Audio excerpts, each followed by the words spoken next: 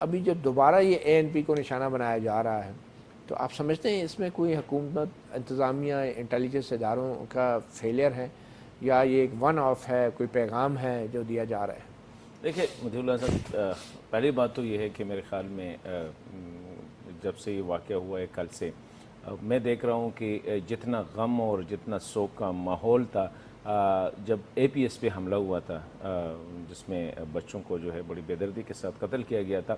خیبر پختونخوا میں دوسرا واقعہ جس نے پورے صوبے کو اکراس دا پولیٹیکل ڈیوائڈ، مطلب کوئی کسی بھی سیاسی جماعت سے اس کا تعلق ہو یا جو بھی گھر تھا،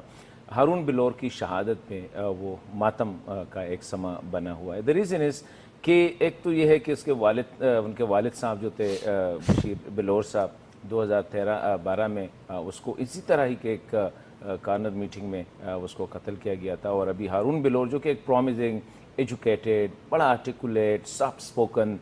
تھے، اور ایک فیوچر اس کو کہا جا سکتا تھا، مطلب خیبر پختونخوا کی جو لیڈرشپ تھی،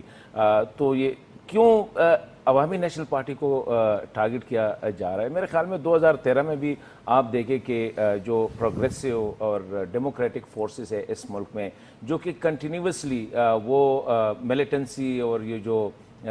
ملک میں جو بنیاد پرستی کے جو ہے ایکسٹریمسٹ، اس کے خلاف جو کڑے ہیں، ان کے جو کل کی بولا ہے وہ عوامی نیشنل پارٹی، ساتھ ہی پولیٹیکل پاکستان پیپلز پارٹی بھی تھی۔ 2013 میں آپ نے دیکھا کہ وہ صرف نان اسٹیٹ ایکٹرز نہیں تھے جس نے ANP عوامی نیشنل پارٹی کو ٹارگٹ کیا تھا، اس میں اسٹیٹ کا بھی ان کے خلاف جو پروپیگنڈا کیا گیا تھا مطلب یہ کہ کرپشن کا، نیپوٹزم کا،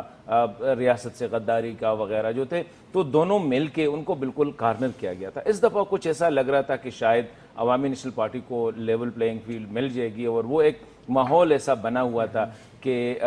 آنے والے الیکشن حالات میں بھی بہتر ہو گئے، حالات بھی امن و بہتر امان ہو کی گئے ہیں، صورتحال بہتر اور ہو پھر گئی۔ یہ تھا کہ میرے خیال میں ہمارے یہ اس کو میں سیکیورٹی فیلئر نہیں کہوں گا، انٹیلیجنس فیلئر، کیونکہ ایک دفعہ بندے آ جاتے ہیں تو جتنے بھی پولیس آپ کھڑی کر دیں، جتنے بھی سپاہی آپ کھڑی کر دیں فوج کے، لیکن بندہ جب ٹارگٹ